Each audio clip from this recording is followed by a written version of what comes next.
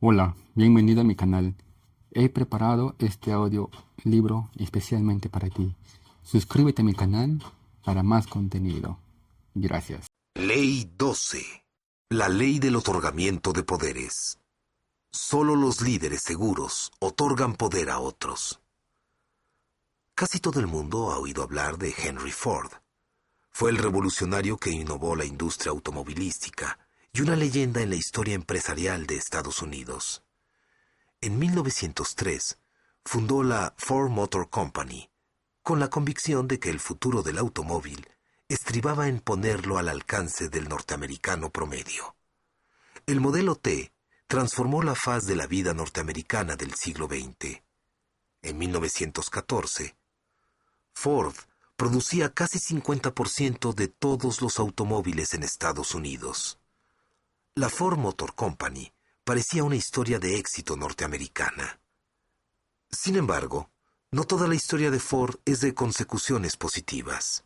Una de las razones fue que él no se adhirió a la ley del otorgamiento de poderes. Henry Ford era la antítesis del líder que sabe otorgar poderes. Siempre menospreciaba a sus líderes y miraba a su gente por encima del hombro. Llegó al extremo de crear un departamento sociológico dentro de la Ford Motor Company para investigar a sus empleados y dirigir la vida privada de estos. Con el transcurso del tiempo, Ford se volvió más excéntrico. Una vez fue a su oficina de contabilidad y tiró a la calle los libros de su compañía diciendo: «Echen en un barril grande todo el dinero que ganamos, y cuando llegue un cargamento de materiales, vayan al barril y tomen el dinero necesario para pagar el cargamento». Tal vez las relaciones más peculiares de Ford eran aquellas con sus ejecutivos, especialmente con su hijo Edsel. El joven Ford había trabajado en la compañía desde niño. Mientras Henry se volvía más excéntrico, Edsel trabajaba más duro para mantener la compañía en funcionamiento.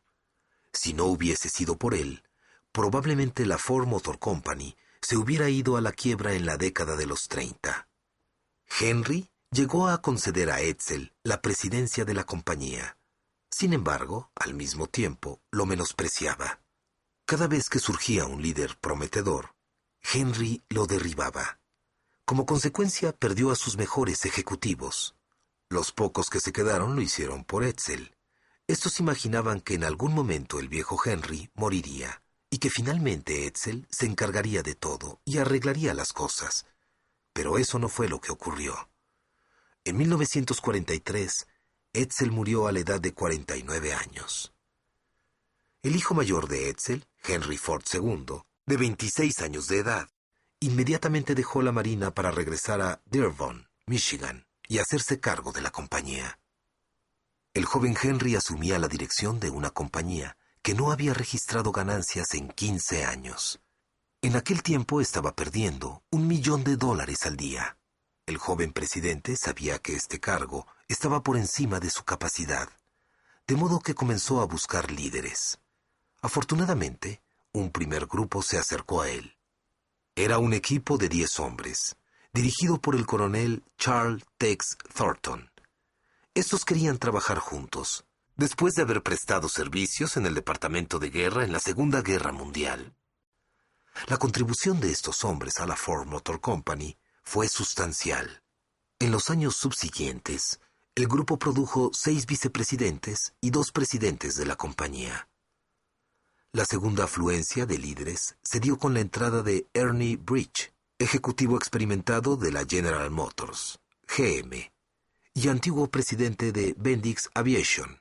El joven Henry lo contrató como vicepresidente ejecutivo de la Ford, la segunda posición después de Henry Ford II, con la expectativa de que asumiera el mando y transformara completamente la compañía.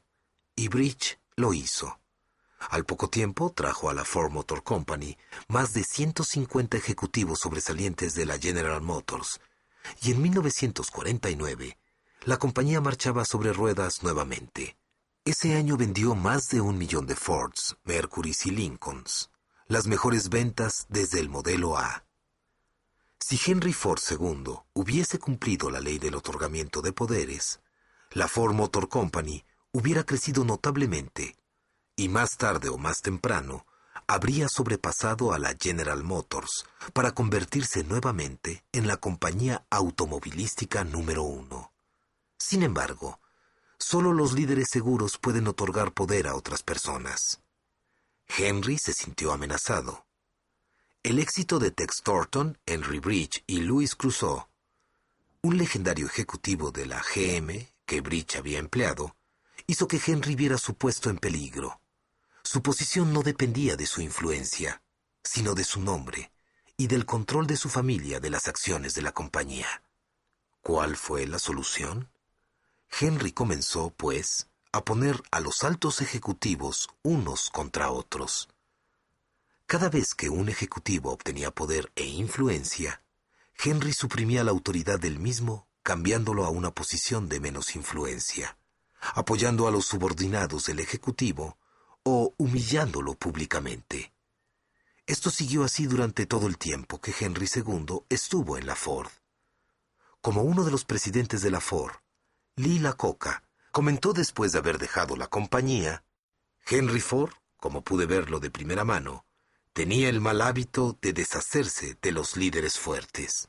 Iacocca dijo que Henry Ford II le describió una vez su filosofía de liderazgo, años antes de que Iacocca mismo se convirtiera en el blanco de sus ataques. Ford decía: no permitas que un hombre que trabaja para ti se sienta muy a gusto. No dejes que se acomode ni que establezca sus costumbres. Siempre haz lo opuesto a lo que él espera. Mantén a tu gente ansiosa y fuera de equilibrio. Ninguno de los dos Henry Ford obedeció la ley del otorgamiento de poderes. En vez de encontrar líderes, formarlos, darles recursos, autoridad y responsabilidad, y luego soltarlos para que cumplieran su trabajo, de manera alternada motivaban y minaban a su mejor gente debido a su propia inseguridad. Para dirigir a otros correctamente, debemos ayudarles a alcanzar todo su potencial. Eso significa estar de su lado, animarlos, cederles poder y ayudarlos a triunfar. Eso no es lo que se nos enseña tradicionalmente en el liderazgo. ¿Recuerda aquellos dos juegos acerca de liderazgo que aprendimos cuando éramos niños? Rey de la colina y seguir al líder. ¿Cuál es el objetivo de Rey de la colina? Hacer que los demás caigan para que uno pueda ser el líder. ¿Y el objetivo de seguir al líder? Hacer cosas que se sabe que los demás no pueden hacer, de tal forma que uno se vea más poderoso. El problema que esos dos juegos tienen es que para ganar uno tiene que hacer que los demás pierdan. Los juegos están basados en la inseguridad y son lo opuesto a la forma de elevar líderes. Cuando viajo a países en desarrollo, me doy cuenta qué difícil es ese concepto para los nuevos líderes. En culturas donde se tiene que luchar para progresar, generalmente la suposición es que uno tiene que pelear con los demás para mantenerse en el liderazgo. Pero eso refleja una mentalidad pobre. La realidad es que si otorgamos algo del poder que tenemos a otros, siempre queda mucho para seguir adelante. Cuando enseño la ley de otorgamiento de poderes en los países en desarrollo, por lo general pido a un voluntario para mostrar visualmente lo que sucede cuando uno intenta mantener a los demás en el suelo en vez de elevarlos. Le pido al voluntario que se pare enfrente de mí. Pongo mis manos en sus hombros y comienzo a empujarlo hacia abajo. Entre más bajo quiero empujarlo, más tengo que agacharme. Entre más lo empujo, más bajo tengo que estar. Lo mismo sucede con el liderazgo. Para hundir a otros, yo tengo que hundirme también. Y cuando uno hace eso, pierde el poder de elevar a las personas. Cuando los líderes no otorgan poderes a otros, por lo general se debe a 3 razones. La barrera número 1 del otorgamiento de poderes. Deseo de seguridad en el trabajo. Los líderes débiles piensan que si ayuda a sus subordinados, más adelante se podrá prescindir de él. Pero la verdad es que la única forma de hacerse indispensable es llegar al punto en que se pueda prescindir de uno. En otras palabras, si de manera continua puede otorgar poderes a otros y ayudarlos a desarrollar esos poderes a fin de que sean capaces de hacer el trabajo que le corresponde a usted, llegará a ser tan valioso para la organización que lo considerará indispensable. Esta es la paradoja de la ley del otorgamiento de poderes. Se puede preguntar, ¿qué tal si me quedo sin trabajo por otorgarle poderes a los demás y mis superiores no reconocen mi contribución?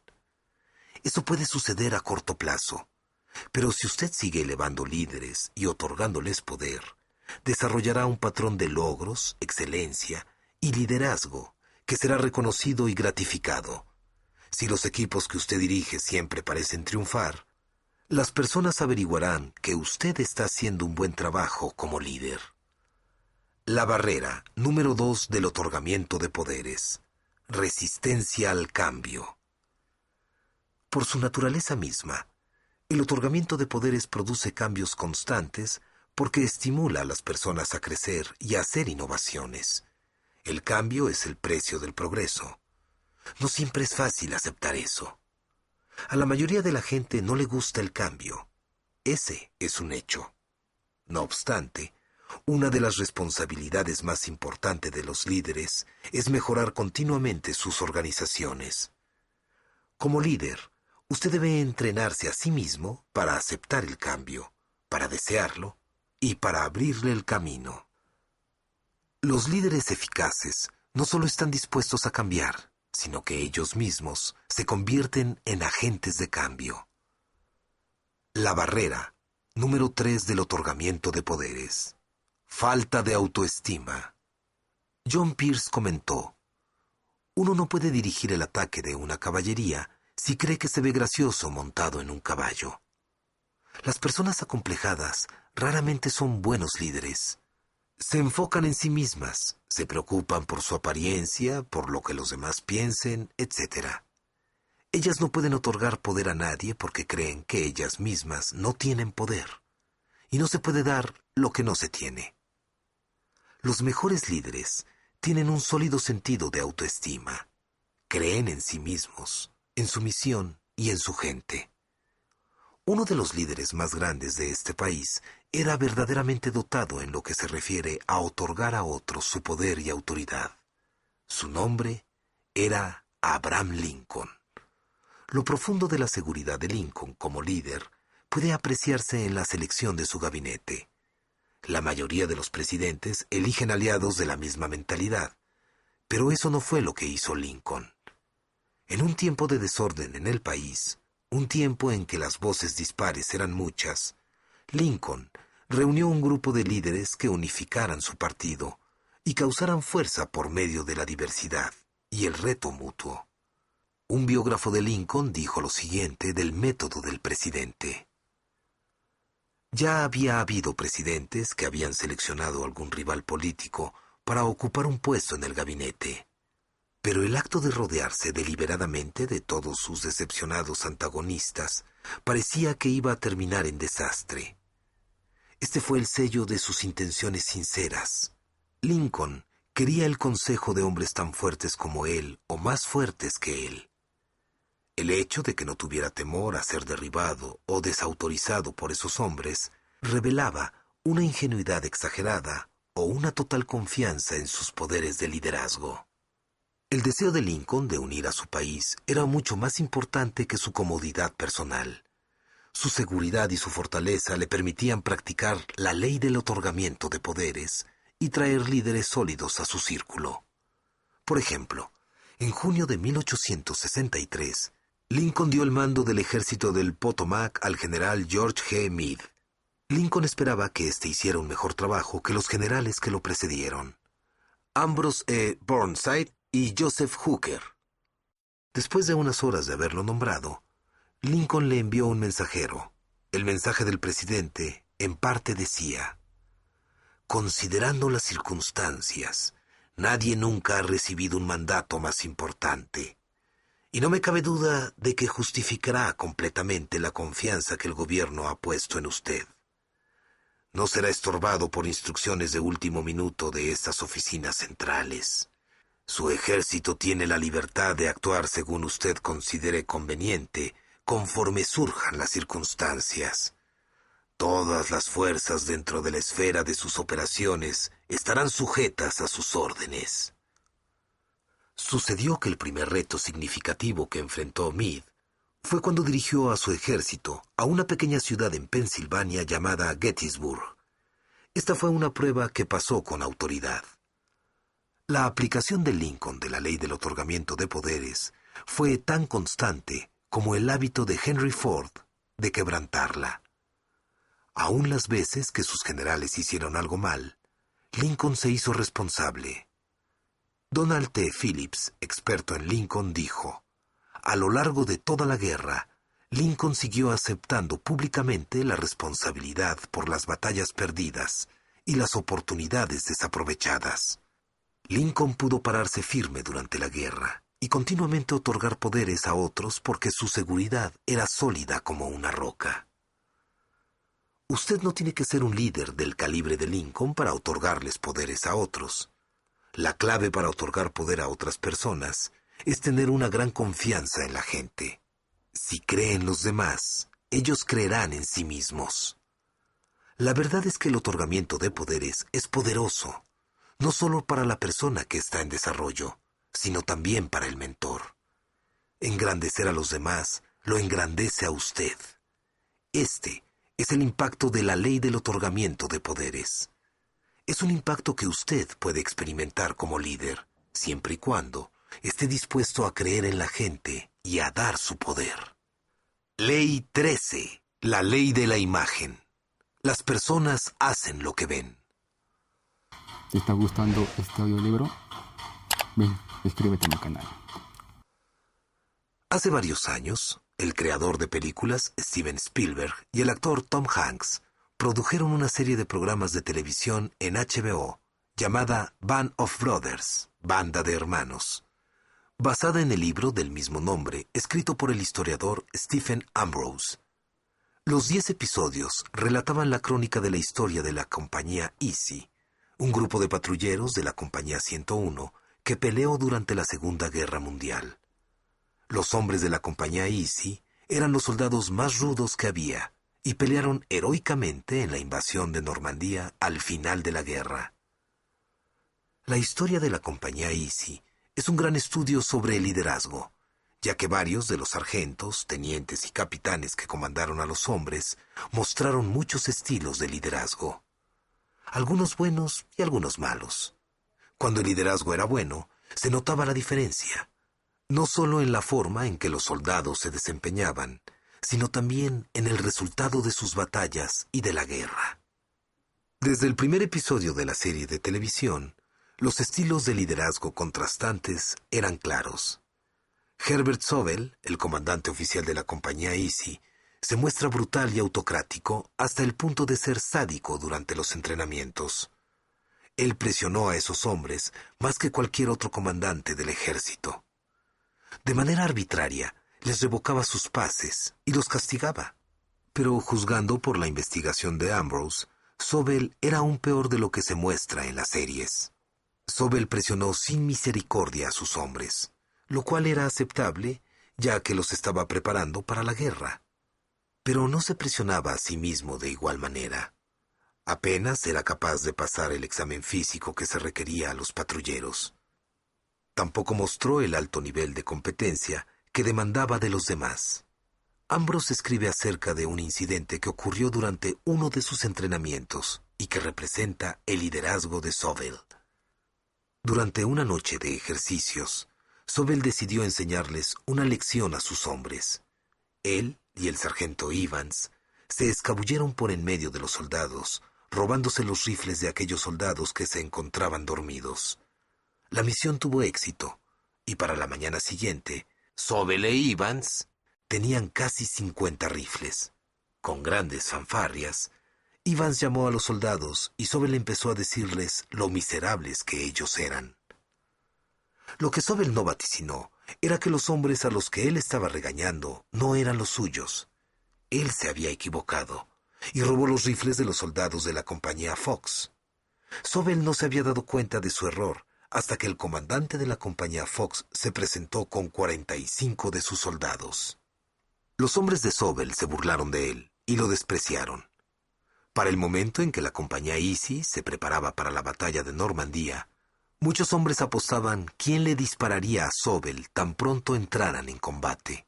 Afortunadamente, Sobel fue cambiado de su posición y asignado antes de entrar en combate.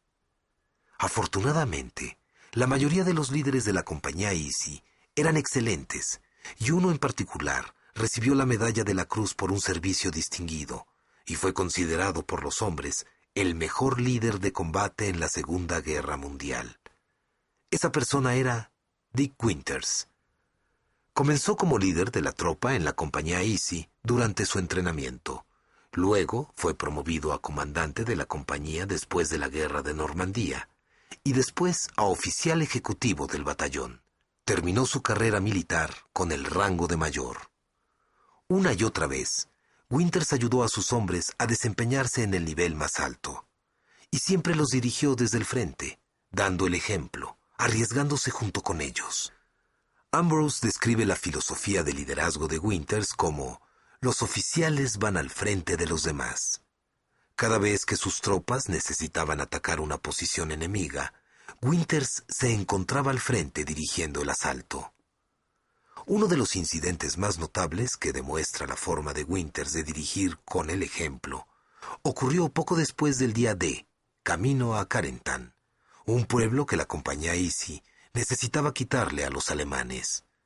Cuando los patrulleros estadounidenses bajo su mando se acercaban al pueblo, fueron recibidos por las ametralladoras alemanas. Todos se tiraron a las trincheras que estaban a los lados del camino y no querían moverse. Pero si se quedaban allí, los iban a matar. Winters intentó animarlos, convencerlos de que se movieran. Hasta los pateaba. Saltaba de una trinchera a otra tratando de convencerlos. Pero finalmente se levantó, se puso en medio del camino y les gritó a sus hombres que se movieran. Todos así lo hicieron y juntos conquistaron el pueblo.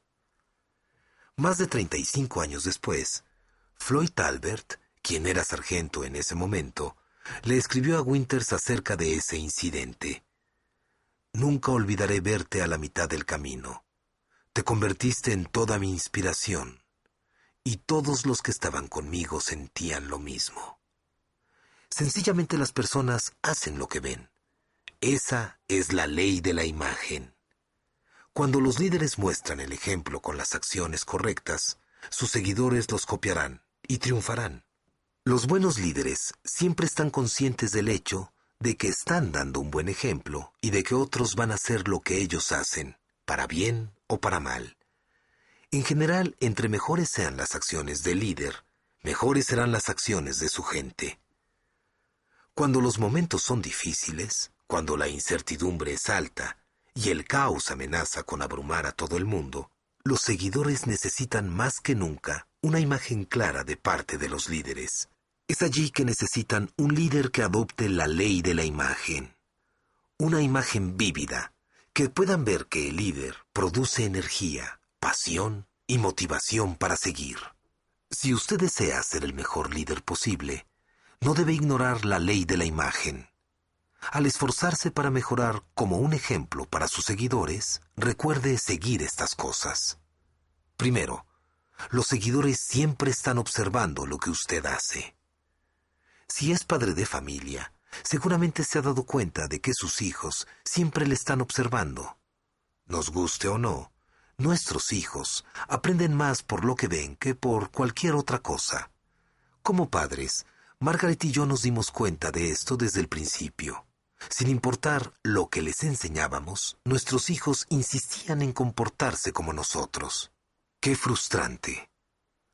Así como los niños observan a sus padres y copian su comportamiento, de la misma forma los empleados observan a sus jefes. Si los jefes llegan tarde, los empleados sienten que tienen el mismo privilegio. Si los jefes toman atajos, los empleados los tomarán. Las personas hacen lo que ven. Segundo, es más fácil enseñar lo que es correcto que hacer lo que es correcto. Uno de mis primeros desafíos como líder fue elevar mi estilo de vida al nivel de mi enseñanza. Todavía recuerdo el día en que decidí que no enseñaría más lo que no intentara practicar. Esa fue una decisión difícil, pero siendo un líder joven, Estaba aprendiendo a aceptar la ley de la imagen. El autor Norman Vincent Peale declaró: "No hay nada más confuso que las personas que dan un buen consejo, pero dan un mal ejemplo". También diría que el siguiente pensamiento es correcto: no hay nada más convincente que las personas que dan un buen consejo y a la vez dan un buen ejemplo. Recientemente, 2 reporteros me llamaron el mismo día. Uno pertenecía al Chicago Tribune y el otro al USA Today. Me preguntaron acerca de la enseñanza de la ética en el área de los negocios. Ambos me hicieron preguntas similares. Querían saber si la ética podía ser enseñada. Mi respuesta fue afirmativa. Pero muchas de las compañías que enseñan clases de ética tienen problemas de ética, me respondió uno de los reporteros. Eso sucede porque la ética puede ser inculcada a los demás solo si es enseñada y demostrada por los líderes, les dije. Muchos líderes, yo diría demasiados, son como los malos agentes de viajes. Envían a las personas a lugares donde nunca han estado. En vez de eso, deberían comportarse como guías de turistas, llevando a las personas a lugares que ellos han visitado y compartiendo la sabiduría de su propia experiencia. Un liderazgo por medio del ejemplo siempre tiene un impacto poderoso en los seguidores. Uno de los líderes que admiro es Rudy Giuliani, exalcalde de la ciudad de Nueva York. Durante su carrera, trabajando primero como abogado para el gobierno de Estados Unidos y luego como oficial elegido, Giuliani dirigía por medio del ejemplo. En su libro Leadership, Liderazgo, dice que está muy consciente de que lo que hace marca el paso para los que le siguen. Uno no le puede pedir a los que trabajan bajo su mando que hagan algo que no estaría dispuesto a hacer por sí mismo. Es nuestra decisión colocar un parámetro para el comportamiento.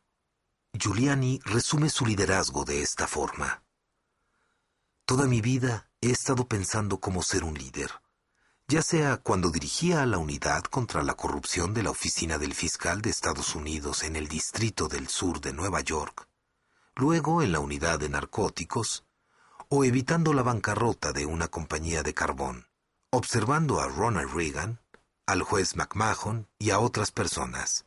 Me di cuenta después que mucho de lo que estaba haciendo al estudiar esas personas era preparándome. Inconscientemente, estaba preparándome para dirigir. En otras palabras, sencillamente él ha hecho lo que ha visto hacer a sus líderes a través de toda su carrera. Él ha practicado la ley de la imagen. Ley 14. La ley del apoyo. La gente apoya al líder, luego la visión. Cuando doy seminarios acerca de liderazgo, contesto muchas preguntas relacionadas con la visión. Siempre alguien se me acerca durante uno de los descansos. Me describe una visión en etapa de desarrollo y me pregunta: ¿cree usted que la gente apoyará mi visión? Mi respuesta siempre es la misma. Dígame primero, ¿su gente lo apoya a usted? Muchos ven el aspecto de la visión en el liderazgo totalmente al revés. Creen que si la causa es lo suficientemente buena, los demás los apoyarán y seguirán. Pero el liderazgo no funciona así en realidad. Al principio la gente no sigue causas dignas. Siguen a líderes meritorios que promueven causas loables. Primero apoyan al líder y luego a la visión del líder. Cuando comprenda esto, sin duda, cambiará su método de dirigir a las personas. Para la persona que asiste a una de mis conferencias y pregunta si su gente lo seguirá, la verdadera pregunta es: ¿he dado a mi gente razones para apoyarme? Si la respuesta es sí, ellos apoyarán con gusto su visión. Pero si no se ha ganado la credibilidad de su gente, no importará cuán grande sea la visión que tenga. Una vez estaba leyendo un artículo en Business Week que describía a empresarios que se asocian con capitalistas inversionistas en la industria de los computadores. Silicon Valley, en California, evidentemente está lleno de personas que trabajan por un tiempo en la industria del computador y luego tratan de iniciar sus propias compañías. Cada día, Cientos de estos individuos andan buscando de aquí para allá, tratando de encontrar inversionistas que los ayuden a hacer factibles sus ideas y empresas. Muchos no tienen éxito, pero si un empresario lo obtiene una vez, la siguiente le es mucho más fácil encontrar el dinero. Muchas veces, los inversionistas no están interesados en saber cuál es la visión del empresario. Si la persona los impresiona, aceptan las ideas con facilidad. Por ejemplo, la empresaria de software, Judy Estrim, y su socio han fundado 2 compañías durante ese tiempo. Ella decía que la fundación de la primera le tomó 6 meses e innumerables presentaciones, a pesar de que su idea era factible y creía en ella 100%. Pero el inicio de su segunda compañía sucedió casi de la noche a la mañana. Solo le tomó 2 llamadas telefónicas de unos cuantos minutos para obtener un respaldo de $5 millones. Cuando se corrió la voz de que ella iba a iniciar una segunda compañía, alguna gente estaba ansiosa por darle aún más dinero. Ella dijo: «Hay unos capitalistas arriesgados que nos están llamando para rogarnos que aceptemos su dinero». ¿Por qué cambiaron tan drásticamente las cosas para ella? Por la ley del apoyo. Había convencido a la gente y obtenido su apoyo, de modo que todos estaban listos para apoyar cualquier visión que ella tuviera, sin haber visto nada. Cuando los seguidores no sienten agrado hacia el líder o la visión, buscan otro líder. La única vez cuando la gente sigue a un líder que no les gusta con una visión en la cual ellos no creen, es cuando el líder tiene alguna clase de influencia. Puede ser tan siniestro como la amenaza de violencia física, o tan simple como la habilidad de retener un cheque de pago. Si los seguidores pudieran decidir, ellos no le seguirían. Y aun cuando no tienen mucho que escoger, comienzan a buscar otro líder. Es una situación imposible. Cuando a los seguidores no les gusta el líder, pero les gusta la visión, también buscan otro líder. Lo siguiente puede causarle sorpresa. La gente puede pensar que una causa es buena, pero si no les gusta el líder, saldrán a buscar otro. Esa es una de las razones por las que en el deporte profesional los entrenadores cambian de equipo con tanta frecuencia. La visión de cualquier equipo siempre es la misma. Todos quieren ganar el campeonato, pero no siempre los jugadores creen en su líder. ¿Y qué sucede cuando no creen en él? Los dueños del equipo no despiden a todos los jugadores. Despiden al líder y buscan a alguien que los jugadores apoyen. El nivel de talento de los entrenadores más profesionales es similar. La efectividad de sus sistemas no es muy diferente. Lo que los destaca es su liderazgo y su nivel de credibilidad con los jugadores. Cuando a los seguidores les gusta el líder pero no la visión, cambian la visión. Cuando los seguidores no están de acuerdo con la visión de su líder, reaccionan de muchas formas. A veces, procuran convencer a su líder de que cambie su visión. A veces, dejan a un lado su punto de vista y adoptan el de aquel. Otras veces encuentran un término medio, pero mientras apoyen al líder, no lo rechazarán totalmente. Continuarán siguiéndolo. Un excelente ejemplo ocurrió en Gran Bretaña. Tony Blair ejerció por mucho tiempo su puesto como primer ministro. Era un líder popular, reelegido 3 veces, pero al mismo tiempo, la mayoría de las personas en Gran Bretaña estaban en contra de la política de Blair de involucrar a la nación en la guerra con Irak. ¿Cómo pudo Blair mantenerse en su puesto por tanto tiempo? Fue debido a que la gente lo apoyaba como líder. Como resultado, estaban dispuestos a vivir aún con una diferencia filosófica. Cuando a los seguidores les guste el líder y la visión, seguirán a ambos. Los individuos seguirán a su líder sin importarles cuán malas sean las condiciones o cuántas desventajas haya. Por eso el pueblo hindú, en días de Gandhi, se negó a contraatacar mientras los soldados lo aplastaban. Eso fue lo que inspiró al programa espacial de Estados Unidos a cumplir la visión de John F. Kennedy y enviar un hombre a la Luna. Esa fue la razón por la cual la gente siguió teniendo esperanza y manteniendo vivo el sueño de Martin Luther King Jr., aún después del asesinato de este. Eso es lo que sigue inspirando a los seguidores a continuar en la carrera, aunque sientan que ya no les queda energía y que han dado todo lo que tenían. El tener una gran visión y una causa noble no será suficiente para que la gente siga a un líder. Primero debe progresar como líder, hacer que la gente lo apoye a él. Ese es el precio que debe pagarse si quiere que su visión tenga la oportunidad de convertirse en realidad. Usted no puede ignorar la ley del apoyo y seguir siendo un líder exitoso. Si en el pasado usted intentó que la gente actuara basándose en su visión, pero no pudo obtenerlo, probablemente colisionó de frente con la ley del apoyo, quizá sin saberlo. Como líder, uno no gana puntos por fracasar en una causa noble. No se recibe mérito por tener razón. El éxito se mide por su capacidad de llevar a la gente a la meta que debe alcanzar, pero no podrá realizarlo si primero no apoyan su liderazgo. Esa es la realidad de la ley del apoyo. Ley 15. La ley de la victoria. Los líderes encuentran la forma de que el equipo gane. ¿Alguna vez ha pensado en aquello que diferencia a los triunfadores de los que sufren la derrota? Sin embargo, creo que los líderes victoriosos tienen en común la incapacidad de aceptar la derrota. Para ellos es totalmente inaceptable cualquier otra cosa que no sea ganar. Por eso averiguan lo que debe hacerse para lograr la victoria y van tras ella con todo lo que esté a su alcance.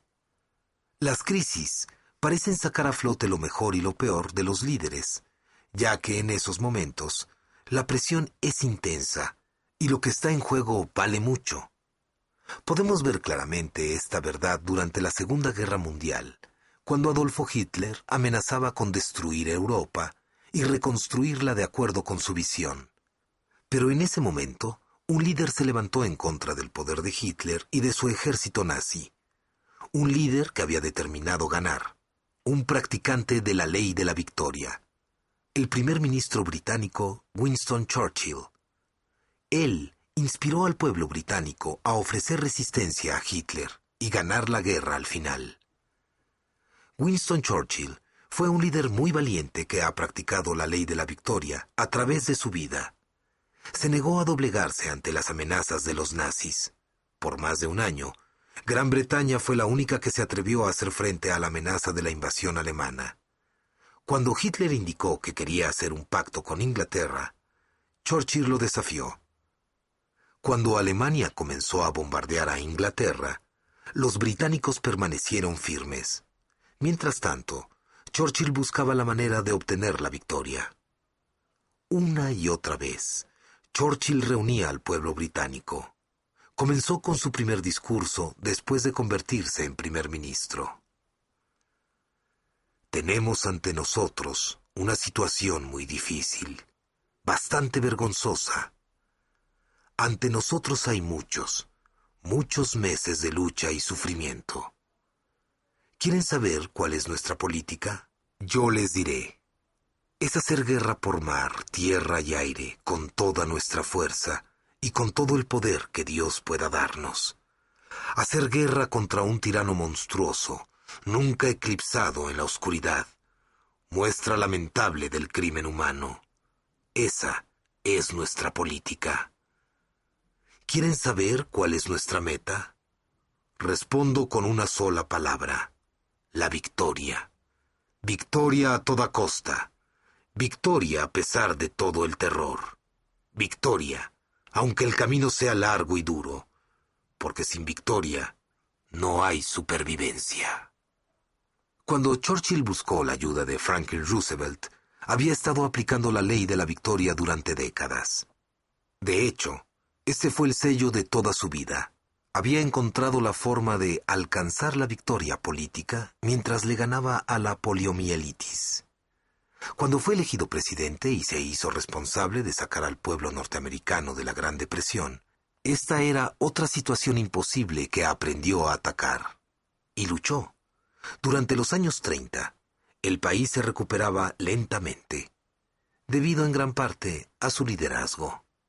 Para esos dos líderes, la victoria era la única opción. Si hubieran aceptado otra cosa, el mundo sería hoy un lugar muy diferente. Schlesinger dice: observe nuestro mundo de hoy. Es manifiesto que no es el mundo de Adolfo Hitler. Su Reich, de 1000 años, tuvo una duración breve y sangrienta de 12 años. Es manifiesto que tampoco es el mundo de Joseph Stalin. Ese mundo espantoso se autodestruyó ante nuestros ojos. Tampoco es el mundo de Winston Churchill. El mundo en que vivimos es el mundo de Franklin Roosevelt.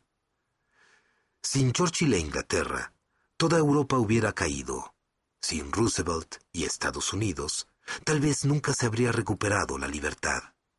Pero ni siquiera Adolfo Hitler ni su ejército del Tercer Reich pudieron permanecer contra dos líderes dedicados a la ley de la victoria. Sea que observe un equipo deportivo, un ejército, una empresa o una organización no lucrativa, la victoria es posible siempre que tenga los siguientes 3 componentes. Primero, unidad de visión. Los equipos solo alcanzan éxito cuando los jugadores tienen una visión unificada, independientemente de cuánto talento o potencial haya. Un equipo no gana el campeonato si los jugadores tienen diferentes planes. Esto se aplica al deporte profesional. Es cierto en los negocios y en las organizaciones sin fines de lucro. Segundo, diversidad de destrezas. Casi no hay ni que decir que el equipo necesita diversidad de destrezas. ¿Puede imaginar un equipo de hockey formado únicamente de goleadores? ¿O un equipo de fútbol americano integrado solo por mariscales de campo? ¿Y qué tal un negocio donde todos los empleados sean vendedores o todos contadores? ¿Qué tal una organización sin fines de lucro, donde todos son recaudadores de fondo? ¿O solo estrategas? No tiene sentido. En la misma forma, para tener éxito, las organizaciones necesitan diversos talentos, en los que cada jugador cumple con su parte. Tercero, un líder dedicado a la victoria y a elevar el potencial de los jugadores. ¿Te está gustando este audiolibro? Ven, suscríbete a mi canal. Es cierto que es importante tener jugadores con diversas destrezas. Como dice Lou Holtz, antiguo entrenador del equipo de fútbol norteamericano de Notre Dame, usted debe tener grandes atletas para ganar. No importa quién sea el entrenador. No se puede ganar sin buenos atletas, pero se puede perder con ellos. Es allí donde el entrenador marca la diferencia. En otras palabras, también se necesita del liderazgo para obtener la victoria. La unidad en la visión no sucede espontáneamente. Los jugadores indicados con la adecuada diversidad de talentos no llegan por cuenta propia. Se necesita que un líder haga estas cosas. Se necesita que un líder imparta la motivación, otorgue los poderes y la dirección necesaria para ganar. Una de las historias de gran éxito más notables que he escuchado es la de Southwest Airlines y Herb Kelleher, a quien mencioné en el capítulo de la ley de la conexión. Su historia es un ejemplo admirable de la ley de la victoria en acción. Hoy, Southwest se ve como una fuente de energía con todo a su favor. Domina el mercado de las rutas en las que vuela. La compañía se halla en una curva de crecimiento estable y sus acciones se desenvuelven muy bien. De hecho, es la única línea de servicio aéreo que ha obtenido ganancias todos los años desde 1973 y la única que ha prosperado tras los acontecimientos del 11 de septiembre. A los empleados les encanta trabajar allí. La rotación de los mismos es muy baja y se considera que la compañía tiene la fuerza laboral más productiva en la industria. Es sumamente popular entre los clientes. Consecuentemente, Southwest tiene una posición superior en lo que respecta al servicio al cliente. Ha mantenido el índice más bajo de quejas por servicio al cliente en la industria desde 1987. Al ver la posición actual de Southwest, usted no sospecharía que su inicio no fue nada fácil. El hecho de que la compañía exista hoy es un testimonio de la ley de la victoria. La aerolínea fue iniciada en 1967 por Rollin King, propietario de un servicio de transporte aéreo en Texas, John Parker, un banquero, y Herb Kelleher, un abogado. Pero les tomó 4 años despegar su primer avión. Apenas la compañía obtuvo la personalidad jurídica, Braniff, TransTexas y Continental Airlines trataron de sacarla del mercado. Por poco lo hacen. Hubo varios litigios, y un hombre, más que ningún otro, libró esta batalla personalmente, Herb Kelleher. Cuando el capital inicial se agotó y parecía que habían sido derrotados, la junta directiva quiso rendirse. Sin embargo, Kelleher dijo: «Luchemos con ellos un asalto más. Yo seguiré representando a la compañía en el tribunal. Pospondré todos los honorarios legales y pagaré de mi propio bolsillo hasta el último centavo de los costos legales». Cuando el caso llegó al Tribunal Supremo de Justicia de Texas, estos hombres ganaron y pudieron poner a volar su primer avión. Cuando las cosas comenzaron a marchar, la Southwest contrató al experimentado líder de aerolíneas Lamar Moose como su nuevo jefe principal. Él, a su vez, empleó a los mejores ejecutivos que pudo encontrar. Otras aerolíneas seguían tratando de sacarlos del mercado, pero Kelleher y Moose siguieron peleando en el tribunal y en el mercado. Cuando tuvieron problemas para que sus aviones pudieran volar desde Houston y hacia Houston, la Southwest comenzó a volar al aeropuerto Hobby de Houston, que era mucho más accesible a los pasajeros debido a su cercanía al centro de la ciudad. Cuando todas las aerolíneas principales se mudaron al nuevo aeropuerto Dallas-Fort Worth, Southwest siguió volando al conveniente Love Field. Cuando la compañía tuvo que vender uno de sus 4 aviones para sobrevivir, los ejecutivos idearon la forma de que sus aviones no permanecieran en tierra por más de 10 minutos entre los vuelos. Así, la Southwest podría mantener sus rutas y sus horarios. Y cuando no pudieron idear ninguna otra forma de llenar sus aviones, fueron los primeros en ofrecer precios de temporada alta y temporada baja, lo cual ofrecía a los viajeros que iban en viaje de placer un enorme alivio en el costo de pasajes aéreos. A través de todo esto, Kelleher siguió peleando y ayudó a mantener con vida a Southwest.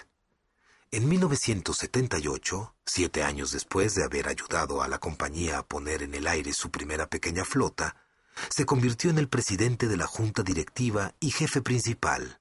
Hoy, él y sus colegas siguen luchando y encuentran formas de que la compañía triunfe.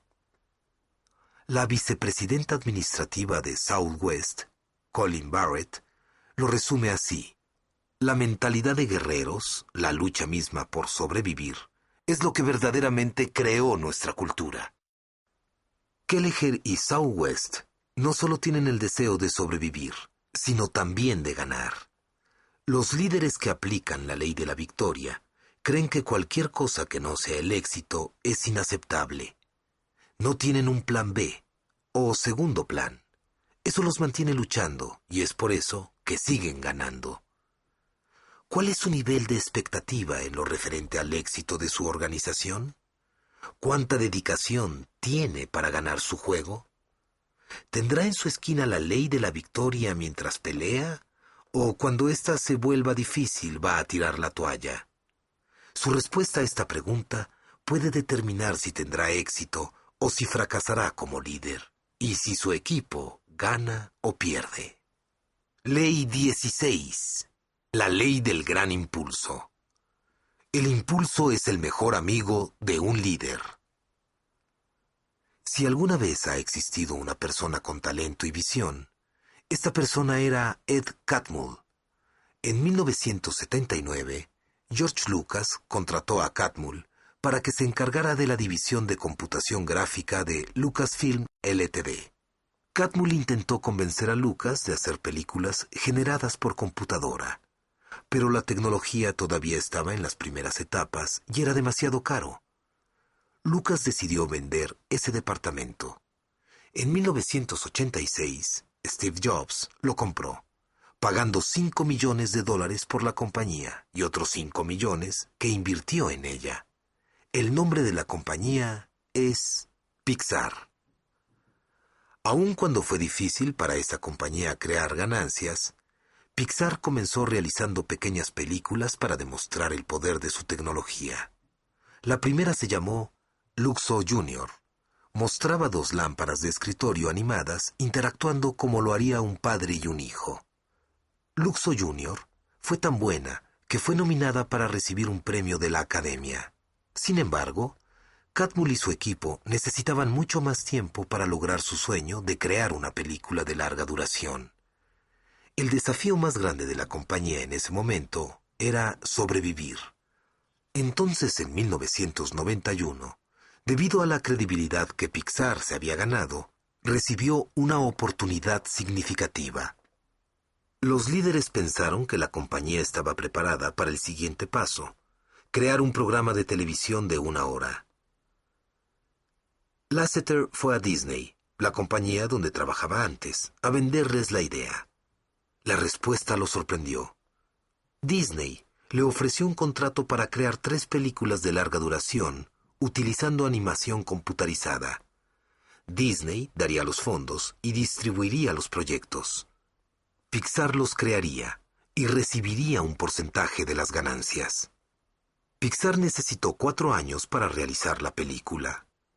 Pese a que el resto del mundo no le estaba viendo todavía, Pixar estaba comenzando a desarrollar impulso. Cuando la película Toy Story salió en noviembre de 1995, la realidad era obvia. 4 años atrás, cuando se hizo el contrato con Disney, el ejecutivo de Pixar, Steve Jobs, estimó que si la primera película de esta clase lograba obtener $75 millones en ganancias, al menos quedaría sin deudas. Si lograba obtener 100 millones, ambas compañías obtendrían dinero. Pero si se convertía en éxito y ganaba más de $200 millones, ambas compañías ganarían muchísimo dinero. Muy pocas personas hubieran predicho que esa película obtendría ganancias de $192 millones en Estados Unidos y $362 millones alrededor del mundo. Desde ese momento, el impulso de Pixar ha sido fuerte y sigue creciendo. La organización ha ganado 17 premios Oscar, además de 42 patentes. Y desde que salió Toy Story, la compañía ha producido grandes éxitos: A Bug's Life, Toy Story 2, Monsters, Inc., Finding Nemo, The Incredibles y Cars. Estas películas a nivel mundial han obtenido una ganancia mayor a los $3.670 millones. Irónicamente, mientras que Pixar estaba obteniendo impulso, Disney, la compañía que le ayudó a obtenerlo, estaba perdiéndolo. El departamento de animación de Disney estaba pasando por momentos difíciles. Su última película significativa fue Lilo y Stitch en el año 2002. Y había producido 3 películas muy caras: Atlantis, Treasure Planet y Home on the Range. ¿Cómo podría Disney volver a ganar impulso? Bob Iger, quien se convirtiera en el presidente y director ejecutivo de Disney en octubre de 2005, sabía cómo hacerlo. Él compró Pixar. Las personas que Disney había ayudado ahora le ayudaban a Disney. Catmull se convirtió en el presidente del departamento de animación de Disney y Lasseter en el jefe del departamento de creatividad. Disney ha tenido 2 momentos de apogeo, dice Catmull. Vamos a lograr un tercero. ¿Y qué hay de Pixar? Continuará funcionando bajo el cuidado de Catmull y Lasseter. Cuando uno llega a tener un gran ímpetu, desea que nada se entrometa. Después de todo, el impulso es el mejor amigo del líder. Muchas veces el impulso es la única cosa que hace la diferencia entre ganar y perder. Cuando no hay impulso, aún las labores más sencillas parecen problemas insuperables. La moral disminuye. El futuro se ve oscuro. Una organización sin impulso es como un tren sin vías. No se puede seguir adelante. Por otro lado, si usted tiene el impulso de su lado, el futuro se ve prometedor. Los obstáculos parecen pequeños, y el problema se percibe como algo temporal. Una organización con impulso es como un tren que se mueve a 60 millas por hora. Aunque se construyera una pared de concreto reforzada con acero en las vías del tren, el tren la despedazaría. Cuando el liderazgo es fuerte y hay impulso en una organización, la gente es motivada e inspirada a desempeñarse en niveles más altos. Llegan a ser más eficaces de lo que esperaban. Si recuerda el equipo olímpico de hockey de Estados Unidos de 1980, sabe de lo que hablo. El equipo era bueno, pero no lo suficiente como para ganar la medalla de oro. ¿Pero la ganó? ¿Por qué? Porque mientras se encaminaba hacia el juego por el campeonato, ganó juego tras juego contra equipos invencibles. El equipo obtuvo tanto impulso que se desempeñó por encima de sus capacidades. Después de ganar a los rusos, nada le pudo impedir regresar a casa con la medalla de oro. Lo mismo sucede en los negocios y en las organizaciones de voluntarios. Cuando una organización tiene un gran impulso, todos los participantes son más exitosos. Si usted ve líderes, especialmente líderes en los niveles medios, que han tenido un gran éxito en una organización con impulso y luego se van de la organización para darse cuenta de que su actuación se convierte en algo normal, sabe que la ley del impulso estaba funcionando. Hasta las personas promedio pueden desempeñarse mucho más allá de la norma en una organización que tiene un gran impulso. Es más fácil conducir el impulso que iniciarlo. ¿Ha practicado alguna vez el esquí acuático? Si lo ha practicado, sabe que es más difícil levantarse sobre el agua que maniobrar una vez que se ha levantado. Se necesita un líder para crear impulso. Los seguidores pueden captarlo. Los buenos administradores pueden usarlo para su propio provecho una vez que ha comenzado. Todos pueden disfrutar los beneficios que el impulso trae.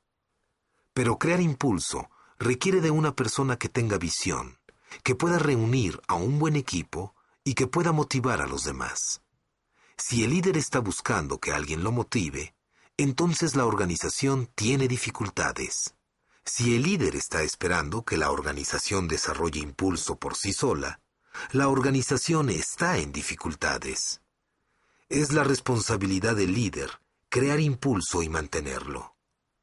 El presidente de Estados Unidos, Harry Truman, dijo una vez: «Si usted no puede aguantar el calor, sálgase de la cocina». Para los líderes, la declaración debería ser: «Si usted no puede hacer calor, sálgase de la cocina». Si usted no cree en la visión ni la busca de manera entusiasta, haciendo lo que pueda para realizarla, entonces no podrá obtener las pequeñas ganancias que se necesitan para hacer que la pelota empiece a rodar. Sin embargo, si ejemplifica el entusiasmo a su personal día tras día, si atrae personas con usted a su equipo, departamento u organización, y las motiva para alcanzar la victoria, podrá ver progreso. Una vez que lo haga, comenzará a generar impulso. Si usted es sabio, valorará el impulso por lo que es, el mejor amigo del hombre. Una vez que lo tiene, uno puede hacer casi cualquier cosa. Ese es el poder del impulso. Hace varios años vi una película titulada Con ganas de triunfar. Tal vez usted la vio también.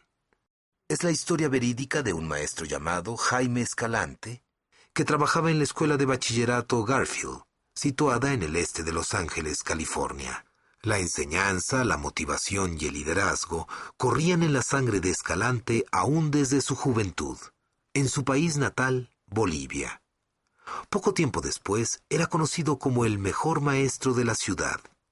Cuando tenía unos 30 años, Escalante y su familia emigraron a Estados Unidos. Trabajó varios años en un restaurante y luego en Russell Electronics. Aunque pudo seguir una profesión prometedora en Russell, regresó a la escuela y obtuvo una segunda licenciatura para poder enseñar en Estados Unidos. El deseo ardiente de Escalante era hacer una diferencia en la vida de la gente. A la edad de 43 años, La escuela de bachillerato Garfield lo empleó para enseñar ciencias de la informática. Pero el primer día de clase se dio cuenta de que no había fondos para obtener computadoras. Como su título era en matemáticas, enseñaría matemáticas básicas. Decepcionado, fue en busca de su primer grupo, con la esperanza de que su sueño de hacer una diferencia no se le estuviese escapando entre los dedos. El cambio de computación a matemáticas fue el menor de los problemas de Escalante. La escuela, que había estado tranquila durante su entrevista en el verano, ahora era un caos. No había disciplina. Continuamente surgían peleas. Y por todas partes había basura y grafiti. Los estudiantes y gente de afuera vagaban por todo el edificio durante todo el día. La actividad de las pandillas era galopante. Era la peor pesadilla de un maestro. Casi todos los días pensaba en renunciar, pero su pasión por la enseñanza y su dedicación a mejorar la vida de sus estudiantes no le permitían darse por vencido. Sin embargo, al mismo tiempo, reconocía que los estudiantes estaban condenados al fracaso si la escuela no cambiaba. Todos retrocedían rápidamente y necesitaban algo que los hiciera avanzar. Cuando trajeron un nuevo director, las cosas comenzaron a cambiar para bien. Pero Escalante quería aún más. Él creía que la forma de mejorar la escuela era desafiar a los estudiantes mejores y más inteligentes por medio de una clase de cálculo que los prepararía para recibir una clase de nivel avanzado que les ayudara a obtener unidades de crédito universitarias. En el otoño de 1978, Escalante organizó la primera clase de cálculo, reuniendo a todos los candidatos que tal vez podrían responder a un curso de cálculo. De una población estudiantil de 3.500, solo pudo encontrar 14 estudiantes. En las primeras clases, les explicó lo que tendrían que hacer para prepararse con el propósito de tomar el examen a fin de año. Al final de la segunda semana de clases, ya había perdido 7 estudiantes, la mitad del grupo. Aún los que se quedaron no estaban bien preparados para comenzar a estudiar cálculo. Al final de la primavera, el grupo se había reducido a 5 estudiantes. Todos tomaron el examen en mayo, pero solo 2 aprobaron. Escalante estaba decepcionado, pero se negó a darse por vencido, especialmente porque ya había obtenido cierto progreso. Sabía que si daba a los estudiantes unas cuantas victorias, crearía en ellos confianza, les daría esperanza y podría ayudarlos a seguir adelante. Si necesitaban motivación, les ponía tareas extra o retaba a uno de los atletas de la escuela a un partido de balonmano. Escalante nunca perdía. Si necesitaban ánimo, los llevaba al McDonald's como recompensa. Si se volvían perezosos, los inspiraba, los sorprendía, los divertía y hasta los intimidaba. Y durante todo ese tiempo, les daba el ejemplo de duro trabajo, dedicación a la excelencia y lo que él llamaba ganas, deseo. En el otoño, Escalante creó otra clase de cálculo, esta vez con 9 estudiantes. Al final del año, 8 tomaron el examen y 6 aprobaron. Estaba progresando un poco más. Se regó la voz del éxito, y en el otoño de 1980, su grupo de cálculo era de 15 estudiantes. Cuando estos tomaron el examen a fin de año, 14 aprobaron. Los pasos hacia adelante no eran muy grandes, pero Escalante podía ver que el programa estaba creando impulso. El siguiente grupo de estudiantes, el cual sumaba 18, fue el tema de la película Con ganas de triunfar. Al igual que sus predecesores, se esforzaron mucho para aprender cálculo. Muchos llegaban a la escuela a las 7 a.m. todos los días, hora y media antes del inicio de clases. A menudo se quedaban hasta las 5, 6 o 7 p.m. Y aunque el Servicio de Exámenes Educacionales, ETS, dudó la validez del primer examen, los estudiantes aceptaron volver a tomarlo. El porcentaje de estudiantes de Escalante aprobados fue 100%. Después de eso, el programa de matemáticas estalló. Todos los estudiantes de la escuela de bachillerato Garfield sintieron los beneficios de la ley del gran impulso. La escuela comenzó a preparar a los estudiantes para otros exámenes avanzados.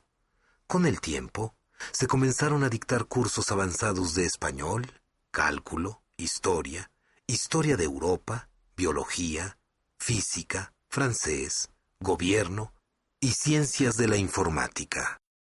En 1987, 9 años después de que Escalante encabezara el programa, los estudiantes de Garfield tomaron más de 325 exámenes avanzados. Y lo más increíble de todo es que Garfield tenía una lista de espera de más de 400 estudiantes, de áreas que estaban fuera de sus límites y que deseaban inscribirse. La escuela, que una vez había sido el objeto de burla del distrito y que por poco perdió su reconocimiento oficial, se había convertido en una de las 3 mejores escuelas urbanas en todo el país. Ese es el poder de la ley del gran impulso. Por favor, inserte el siguiente disco.